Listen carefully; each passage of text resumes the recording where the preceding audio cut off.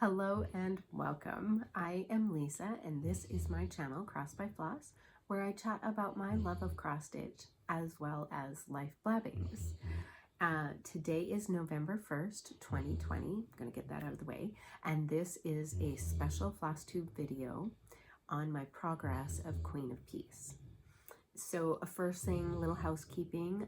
If you are new here, welcome. I am so glad you're here. And if you came because you saw my thumbnail with the Queen of Peace by Mirabilia on it, then I'm going to do a little chit chat about that in just a minute. And if you are a returning returning viewer, hi! Thanks for coming and visiting with me today. I hope that you enjoy. You also will hear Mr. Odin. He is really having a good snore right here. For those of you who are new, Odin is 130-ish pound Dane Mastiff, and he is the biggest baby ever. And he is my biggest baby. And he insists on being as close to me as he possibly can. And when he is 80-ish% of the time, he is sleeping and snoring. So we get that in the video. So if you hear weird noises, that's the old dog. He snores like an old man, so kind of cracks me up. All right, so if you are new to my channel and you have not heard me talk about this before, I am going to do a little recap about my Mirabilia love. So I have been collecting Mirabilias for on and off for about the last not quite 20 years. I was gifted a few back in the day and had no idea what they were, but they were gorgeous and I wanted more. And even though I hadn't been cross-stitching for quite some time, I had little kids at the time and I just didn't have the time. I didn't feel I had the time to cross-stitch. I did many other crafts and I was very, very, very involved in my kids' lives and school and sports and all the things. And so buddy. And so I collected them and I didn't do anything with them. And I collected random patterns. Like I never knew that designers or that patterns got discontinued. I had no idea. So I picked up what I liked. And because of that, there were many patterns that I never, bought because either they had like a lot of beads to them or a lot of Kreinik, which I personally dislike Kreinik big time. I know that there's a big school of thought of, whether Kreinik is better or petite treasure braid or, to get your sparkles, or just don't do it at all. But anyways, I dislike Kreinik. I have the hardest time with it, and so for me, it's a little, yeah. So anyways, there were some patterns that I didn't buy. Well, then now that I am like doing my Mirabilia, well, and here's the other thing, I didn't do my Mirabilias back in the day. They just sat in a drawer. The patterns just sat in a drawer, and I didn't do anything with them because I was afraid of them. I was afraid of the beading, and I was afraid of how beautiful they were. And finally, it's one cross. It's a cross at a time. If you know how to cross stitch, you can do a Mirabilia, you can do a Nora Corbett. There's no pattern you should be afraid of because they are just crosses. And if you have them and you have them in your stash like I you deserve to have your beauties done and put up on the wall. You bought them for a reason. And yeah, so anyways, back in the day when I was collecting them, there were a lot that I did not get. And Queen of Peace was one of them. And of course, Queen of Peace has been discontinued for a really long time. And she is hard to find. And when you do find her, she is grossly expensive. And I'm just not going to pay that for a pattern. It seems silly to me.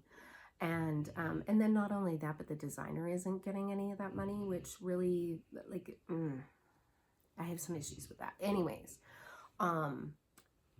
so I put a call out that if somebody was going to sell it at a reasonable price or loan it, I would really, really, really appreciate it. And somebody reached out and said, actually I had several people reach out, some who were willing to sell it, and then one really awesome person who said, I will loan it to you. And so it came, and I have finally been able to do it. I had hoped to start it in the summertime, but then we unexpectedly found a house and moved. So there was, my summer got completely obliterated by and full of that. So October 15th is the date that I started it, for no reason whatsoever other than it was just an arbitrary date that I pulled out of my head and decided to do. So the intent on Queen of Peace is that once a month I am going to upload a video, and it's going to be kind of set to music, and it will have little shots of my daily progress. So so for October, there were 17 days that I stitched. So October 15th to the 31st, 17 days that were stitched. And so there will be 17 frames that are set to music that will happen later in this video. And you can see from where I started to when I stopped. And then November 1st to the 30th, so 30 days, there will be another video, December 1st, that I will upload for November until it is done. And I am stitching this like it is my job. I spend a few hours a day. Most of the time, there are some days that I don't quite get a couple hours, but I do some stitching. So all that to say, here is Queen of Peace. Is she not gorgeous? Now, why I did not buy her, I have no idea. But she's just beautiful. I think I was a little intimidated by the treasures and beads because there were a lot of them. And as you may know, sometimes Mirabilia patterns can be very cost prohibitive because the beads are, when they ask for 9 packages of treasures, that can add up. So anyways, that might have been why I didn't buy her. I'm not sure, but it was a long time ago. This is a 2001 pattern. So I'm just going to read you the little blurb on the back. Nora Corbett always puts in a little story that goes with every one of her patterns, and it's so fun to read. So this one says, somewhere in the midst of time, a young queen ruled wisely and well. In this portrait, rendered by Nora Corbett, she has traded her golden crown for a jeweled circlet of full-blown roses. In a pose of calm contemplation, her dove-gray gown is cut low to emphasize a graceful neck embellished with cascades of crystals. Glistening regal emblems march across the sweeping folds of her skirt. A swath of deepest apple green catches her train to one side, and a single amethyst ribbon trails softly about her feet. In her queen's quiet hands, a lone turtle dove perches peacefully, safe in this place of tranquility. Is that not the coolest ever? So, I decided to do her on a 16 count Aida, and I'm not going to show you it yet, but this is the Aida that I chose, and it is a 16 count. I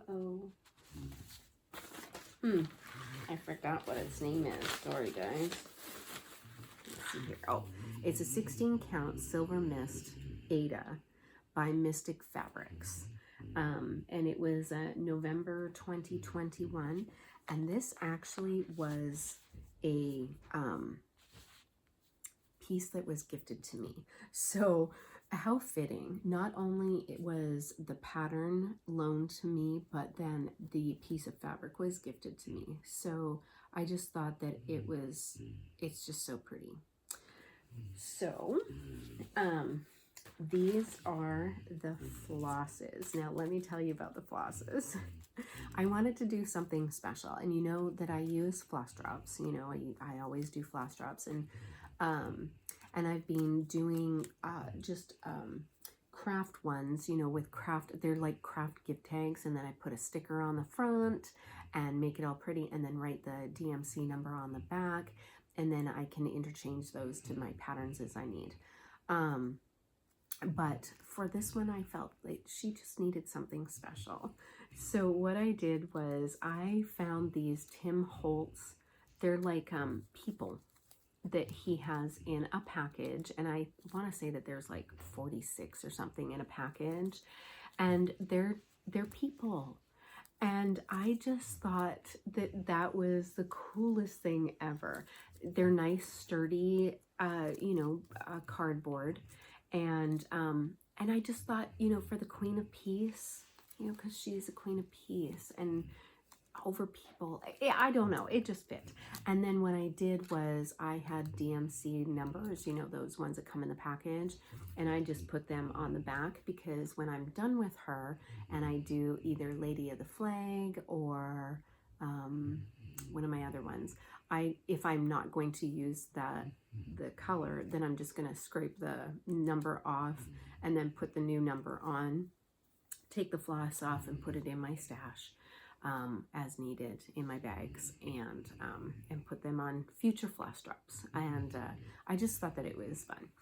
Look at these absolutely gorgeous, gorgeous colors. Oh my goodness. There are purples and pinks and greens and blues, and oh, it's beautiful, just beautiful. All right, so I am going to insert the video here on my progress, and then I'll come back and I'll show you the full picture of the progress. So enjoy the little video.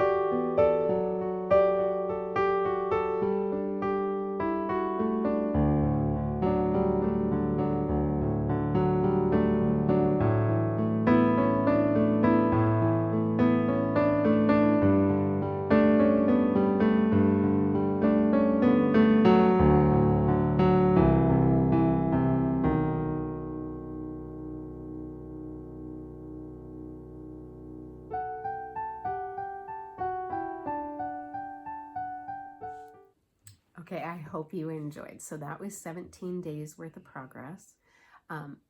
Like I said, most days I got a couple of hours in. There were a few days that, you know, it was touch and go, did not get a whole lot in. I also made a boo-boo at one point. Thankfully, it was only 2 stitches, but it was 2 stitches in, you know, other stitches, but they were off just a bit, and I was able to very carefully cut them, and then with my new floss that I was using, was able to put the tails of those extras in. But oh man, I about cried, because where that part was actually kind of important, and it was not fudgeable. It was 100% not fudgeable. And what I would have had to pick out was going to be really extensive. And so I was super lucky where I had placed it. Yeah. Anyways, okay. So here she is. Okay, if you can believe it, I have to edit in because I made a boo-boo on my first upload.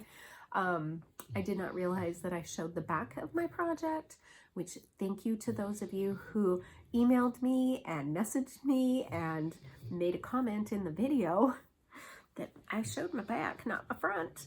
And thank you for the lovely comments about how neat my stitches are. I don't think that they're that great, but thank you for the compliments. That's awesome. So here she is in her glory. And that's the front. Is she not gorgeous? Oh my gosh. Every time I work on her and put a new color in, I love her more and more and more. She's just gorgeous. So that is 17 days of stitching for me, which is not bad at all, I don't think. I'm wondering if I will be able to get her done in like 3 months. That seems to be I would love to have her done in 3 months, working every day. If I can get this much progress done in a day, should be able to, right? 3 months maybe. That would be awesome, though I'm not entirely sure because I still have Nora November. And then Mr. G and I are going to go, we're going to do some traveling for a little bit, and I'm not taking her with me, absolutely not. The truck is a dirty, dirty place, and for me to want to stitch on her, absolutely no.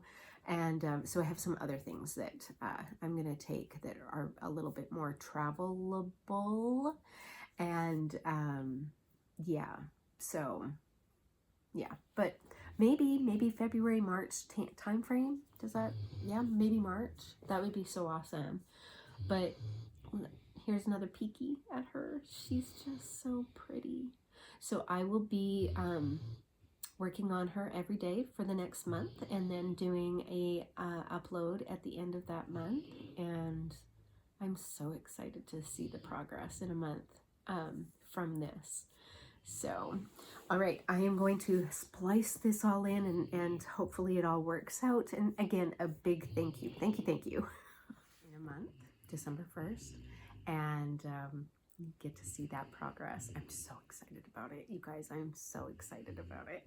So I hope you enjoy this little glimpse into my Mirabilias. I hope that you enjoy kind of my little story of why, and I hope you enjoy the way I'm doing this. I just think that it's fun, and yeah. All right. Well, I hope you all have a really wonderful day, and until we meet again, hugs and stitches. Bye-bye.